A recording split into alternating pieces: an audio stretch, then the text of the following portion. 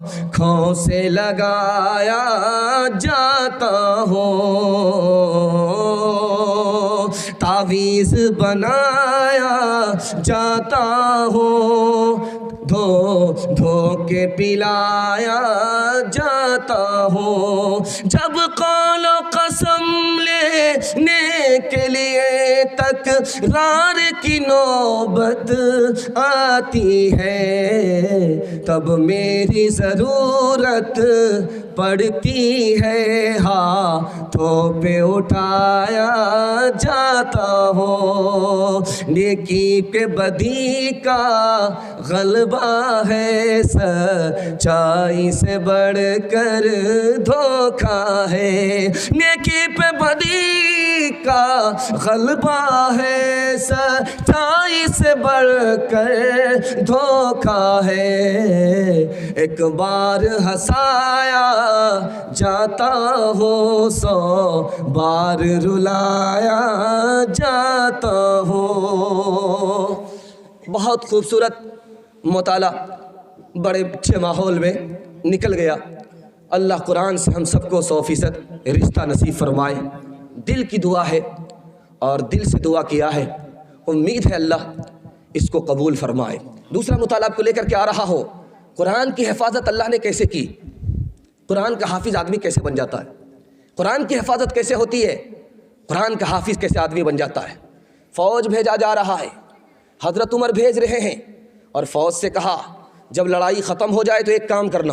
तो फ़ौज के कान खड़े हो गए, अमीरुल मोमिनीन का क्या हुक्म है? कहा लड़ने के लिए जा रहे हो, मैदान में लड़ने के लिए जाना है, जब तक लड़ाई जारी है लड़ना है, जब लड़ाई ख़त्म हो जाए तो एक काम करना है। कहा क्या काम करना है? कुरान को याद करना है, ताकि सरहद की भी हिफाजत हो और कुरान की भी हिफाजत हो जाए। दूसरा नमूना सुनाने के लिए जा रहा हूँ। अरब का कबीला है, मेहमानी में मशहूर है, लेकिन कोई भी आता है तो 3 दिन से ज़्यादा ठहराया नहीं जाता है। 3 दिन ठहराया जाता है, 3 दिन से ज़्यादा ठहराया नहीं जाता है। मेहमान ने पूछा तुम हमें 3 दिन ठहरने का मौका देते हो, बाद में मौका नहीं देते। क्या तुम बाहर के आदमी हो, हमारे घर आए हो, मेहमान हो, इसलिए तुम्हारी हम इज़्ज़त कर रहे हैं, लेकिन तुमको अगर ज़्यादा ठहरा लेंगे हमारी ज़बान ख़राब कर दोगे। हमारी ज़बान कुरान है, हम अपने कुरान की हिफाजत करना चाहते हैं। तीसरा नमूना देने के लिए जा रहा हूँ, ध्यान से सुनिएगा कैसे हिफाजत कुरान की होती है। रूस में कुरान पढ़ने पर पाबंदी थी कि जो कुरान पढ़ता हुआ मिल जाए उसको फांसी पर चढ़ा दो। उस मुल्क में हिफाजत कुरान कैसे होती है आपको सुनकर के हैरत होगी। उस्तादों ने सिलाई की दुकान खोली, सिलाई मशीन लगाई और बच्चों से कहा कि सिलाई के बहाने से मेरे पास आओ। अब कपड़े को काटा जा रहा है, कपड़े को सिला जा रहा है, एक आयत बता दी जाती है, दूसरी आयत बता दी जाती है, बच्चे उसे सिलाई के बहाने से याद कर रहे हैं। दुश्मन के मुल्क में भी अल्लाह ने कुरान की इस तरह हिफाजत फरमाई। चौथा नमूना देने के लिए जा रहा हूँ, इसको ध्यान से सुनिएगा। आपका बच्चा हाफिज़ भी बन जाए, मास्टर भी बन जाए, ये तरीका मैं आपको बताने के लिए जा रहा हूँ। 7 साल अपने बच्चे को 5 साल स्कूल में पढ़ाइए।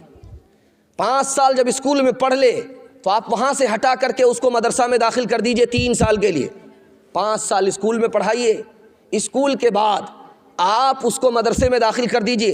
3 साल के अंदर आपका बच्चा हाफिज़ बन जाएगा और 3 साल जो पीछे हो गया है ट्यूशन करा करके उसको मिडिल पास कराइए। आपका बच्चा सबको पीछे छोड़ देगा और सबसे आगे निकल जाएगा, क्योंकि कुरान हिफ्ज़ कर लेने के बाद दिमाग इस तरह तेज़ हो जाता है जिस तरह पत्थर पर चाकू तेज़ हो जाया करता है। और एक बात ख़ास तौर पर याद रखिएगा, जब आपका बच्चा खड़ा हो जाए हिफ्ज़ करने के लिए तो आपको हौसला देना कि बेटा हाफिज़ बन जाओ। ख़ानदान का कोई भी बच्चा खड़ा हो जाए हिफ्ज़ के लिए तो आपको हौसला देना है कि बेटा हाफिज़ बन जाओ। ताना नहीं मारना है कि हाफिज़ बन करके क्या करोगे, बहुत बड़ा नुकसान होगा। अगर आपने हौसला दिया, जहन्नम में आपकी गाड़ी फंसी हुई है, वो बच्चा सिफारिश करेगा आपकी गाड़ी निकल जाएगी। लेकिन अगर आपने ताना मारा है तो आप जहन्नम में फंसे रह जाएंगे, वो बच्चा आपको नहीं निकालेगा। एक ख़ास बात को याद रखिए जो मैं आपको सुनाने के लिए जा रहा हूँ। बच्चे को आप मास्टर बनाइए, इंजीनियर बनाइए, प्रोफेसर बनाइए, लेकिन पहले मुसलमान बनाइए। कम अज़ कम नाज़रा कुरान पढ़ाइए, उर्दू पढ़ाइए। उर्दू पढ़ाने के लिए मैं क्यों कह रहा हूँ, कुरान पढ़ाने के लिए क्यों कह रहा हूँ, इसको दिल पर लीजिएगा। 2 लाइन का नमूना आपकी खिदमत में आ रहा है। आप अपने बच्चे को सबसे पहले मुसलमान बनाइए, कुरान पढ़ाइए। अगर आप कुरान नहीं पढ़ाएंगे, कुरान की तफसीर में लिखा है ये बच्चा आपके ख़िलाफ़ अल्लाह की अदालत में मुकदमा करेगा। रब्बना इन्ना अताना सादतना व कुबराना फ़ज़ल्लूना सबीला रब्बना आतिहिम ज़िफ़ैनि मिनल अज़ाब वलअनहुम लानन कबीरा। कुरान की इस तफसीर में लिखा है अगर आपका बच्चा कुरान से महरूम